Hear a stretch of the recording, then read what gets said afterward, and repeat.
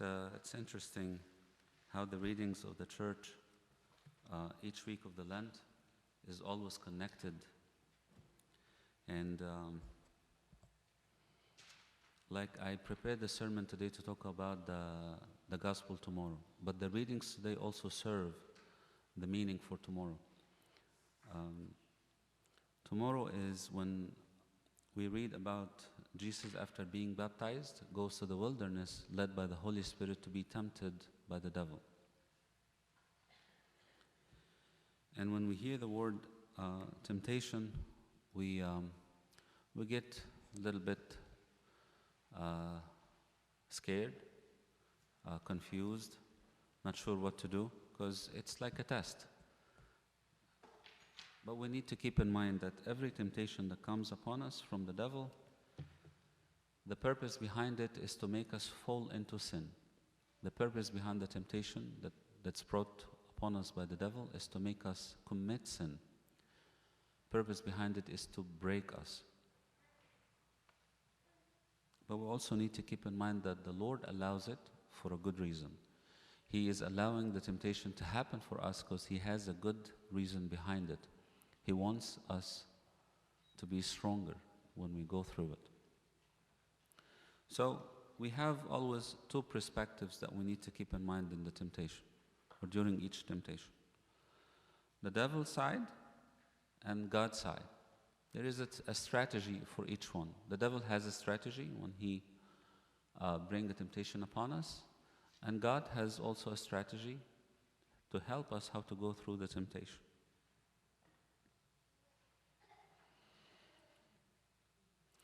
The timing is a crucial factor. And this is what I'm going to talk about today. The timing of temptation is always a crucial factor. When do we get tempted? When does the temptation happen? And when it doesn't happen? Of course, these are just a few points. There is more to it, but this is what we are discussing today. Temptation doesn't happen to us when we are watchful. When we are watchful, when we are alert in our spiritual life, when we are awake, not with our just eyes, but our hearts are vigilant and watchful, this when the temptation does not happen. Christ said to His disciples in the book of Matthew, He said, "Therefore be watchful and pray, lest you enter into temptation." Be watchful and pray. So when we are praying and watchful, temptation don't happen because the devil doesn't really have a way to do it. He knows that we're ready for it. So he doesn't attack when we are ready. He always attacks when we are not ready. It's like back in the days in the war, when there's two armies trying to fight with one another, one of them always have to start the battle, and they usually start around 3 or 4 a.m. Why? Because this is the time when people are most tired. They can't keep their eyes open. They can't focus because they have been focused for so long, and now they are losing their attention and they're getting weak. This is when the devil focuses his attack when we are not really watchful. And watchful, he doesn't have to do anything with being sleeping or not sleeping. It's just how we lead our life in the fear of God. So when does temptation happen then? So temptation happen usually after we make a spiritual progress.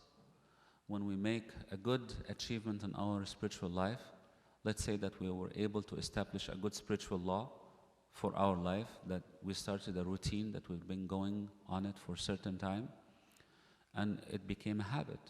Then the devil is like, okay, well, this guy has an action plan and he is working hard on his spiritual life to build something, and he is actually succeeding to build something. Well, I'm not gonna just sit here and do nothing. I am going to go on war against him. This is when he starts his temptation against us. It's no joke that most people suffer a lot during the beginning of the Lent, because this is the time where we actually start to invest in our treasure in heaven. We are trying to take advantage of this great spiritual period of the year. We are trying to pray more, fast longer hours, read more in the Bible, attend more liturgies. Even the church always make more liturgies during Lent to help us build more spiritual progress. So the devil has to do something. He's not going to just stay there and do nothing. He has to do something. And yes, this is how it works. When you start walking in the way of the Lord, the devil is not going to sit there and do nothing. He will start his fight. The third point is, first point was temptation don't happen to us when we are watchful. Temptation do happen to us when we make a spiritual progress. But then, temptation do happen after temptation. You know, in sports, there is a psychological factor. When two teams are going against one another, they always teach them, you attack you start your strategy by attacking the weak points of the other team when they are most vulnerable. And when are they most vulnerable? When they lose. If, like, let's a soccer game, masalan, if you score a goal against the team, then psychologically their spirit is down. So this is the best time to attack again and score another goal and just grab this victory. And the devil knows that. So he tries to bring temptations on us after temptation. If he brings on a temptation upon us and he makes us fall into sin and he makes us makes our faith to be shaken in God, then he's like, okay, this is the best time to attack again, because he is weak, he is vulnerable, he is open to more attacks. And this is when this is the time he brings attacks on us and more temptation. It sounds too dark, right? But then there is another perspective of temptations. It's God's perspective. He also has a strategy. He doesn't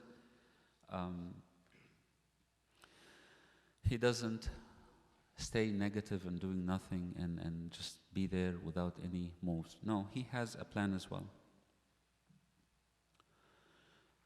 During all temptations that we go through, God wants to remember us, the name he chose for us to call him by. He chose the name Emmanuel for a reason. Emmanuel means God is with us, right? So he wants us to remember that. The devil's plan is to make us forget that God is here. And God, because that's always a very powerful message, he wants us to remember that he is here. He is not there, he is here. God is not just at the church, God is also at home. God is not just in my room at home, God is also with me in the car, at work. God is with me no matter where I go, because his name is Emmanuel. That is his promise. You call upon me, I'll come and help you. You call upon my name, I will not stand and do nothing. I'm there with you. Sometimes we just don't feel his work happening in our life, but he is working. So he wants us to remember that his name is Emmanuel, God is here. During the temptation, the second point, he wants us to practice our faith. He wants us to look up to him. He wants us to pray. It seems that he's not doing much, Abuna. He just gave us his name and he wants us to pray. Okay, everything's about us so far. No. This is what the devil wants you to think. The devil wants you to think during temptation it's all about you, about your own strength. This is how he drains you of your own strength very easily. Well, it's not about your strength. It's about him. Temptation that we go through is not about us. It's a fight against God himself, and we just happen to be here. When we look at it this way, we call upon his mighty hand to enter the battle. And I tell you the truth, he is very strong. He will win. He wants us to practice our faith during temptation. Aren't you going to do anything? No, I'm doing a lot of things. And here's the thing, the third point, that tells you how merciful and how good he is to us. He is not letting us to be tempted beyond what we can handle. That's His controlling things in the back scene. He let Job to be tempted and to be put in a very, very hard test, but yet He stayed with him. He gave him the strength to face this difficult time he was going through. Job didn't feel it. He complained, I don't see you. You're not here. You're gone. God is not here. He complained a lot, but then at the end he reached the conclusion, no, God is here. He was with me during the whole time, and if it wasn't for this temptation, I would not have been able to see Him. He said, I've heard about you before.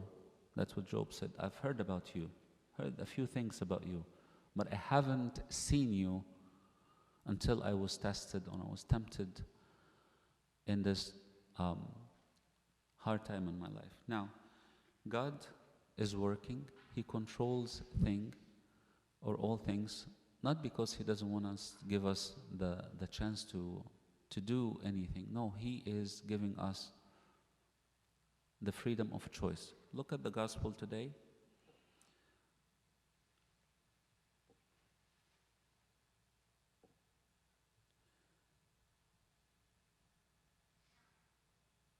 Temptations happen to us, and we have to fight them. This is the title of today's sermon. And then the gospel today says, enter by the narrow gate, for wide is the gate and broad is the way that leads to destruction. He gives us His words to tell us, you need to fight the temptation. Why? Why do I need to fight it? Because there is a reward. When you fight the temptation, there is a reward. When you fight the temptation, there is a treasure in heaven. Temptations happen to us, and God let them happen to us in our life because He wants us to build character. To build character. To build a strong faith in Him. He let temptations happen to us to humble us.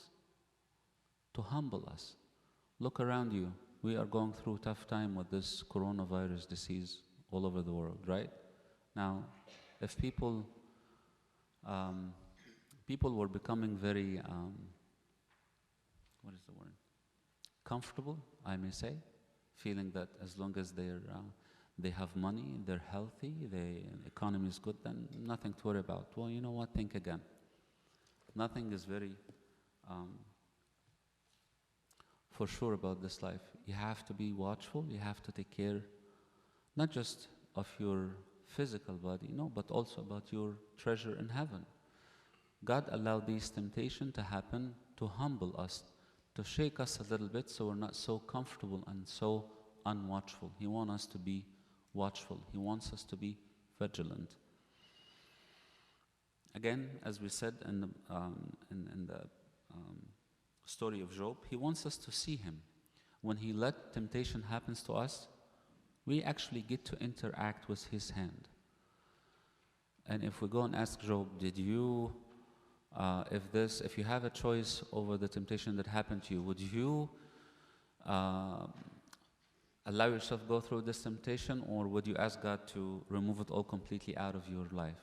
He would say, no, I would rather go through the temptation and end up seeing God and His hand rather than not going through the temptation and not experiencing the hand of God.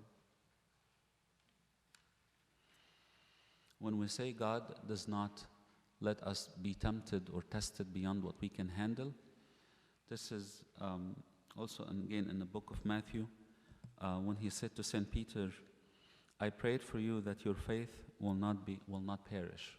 When he denied Christ, Christ said to St. Peter, I will pray for you, or I prayed for you that your faith will not perish. Your faith is not destroyed, because it was a very strong temptation on St. Peter. And yet Christ intervened, and He held him with His prayer. One more thing about why temptation is so we can relate to others who are struggling. You know, when we go through a certain struggle and we pass through it victoriously with His hand, we can relate to other people who are struggling. If anyone has gone through a loss of a beloved one, they can relate to those who are currently struggling of the loss of their beloved ones. If anyone has gone through depression and went out of it victoriously, he can relate to those who are going through depression. He can help and he can stand by them. Temptation, believe it or not, in this sense, it does unite us. And the last point is that temptation helps us save more treasures in heaven. You know, you get promoted or you move from one year to another when you pass the test. There is a test you have to pass. When you pass the test, you are promoted to the next year. When you do very well in your difficult job at work, you probably get promoted and be recognized for your hard work. So temptations are very crucial in our life. And temptation here, I chose the word temptation because we were looking at it from the devil's perspective. Christ was tempted by the devil. When we talk to him in our prayers, we tell him, I'm being tempted. I want you, because you have been through this before, I want you to help me to go through this. I don't know how to go through it. And in your struggle against temptation, please be mindful that you need to be positively struggling, not negatively struggling. Don't just flee from sin, but go find something good to do. You know? Don't just flee from sin, go find something good to do. Look for some good deeds to do. I'd like to conclude with this. I heard yesterday in the radio, I felt this message was for all of us today. It says, today's commitment is tomorrow's contentment. Today's commitment is tomorrow's contentment. When we commit today, when we fight, we get content. We become very happy that we did so, and we stick to the word of the Bible. May God give us the strength during this Holy Lent to build on our spiritual life and to face temptation with strong faith, and help us to stand by one another. To Him is glory forever and ever. Amen.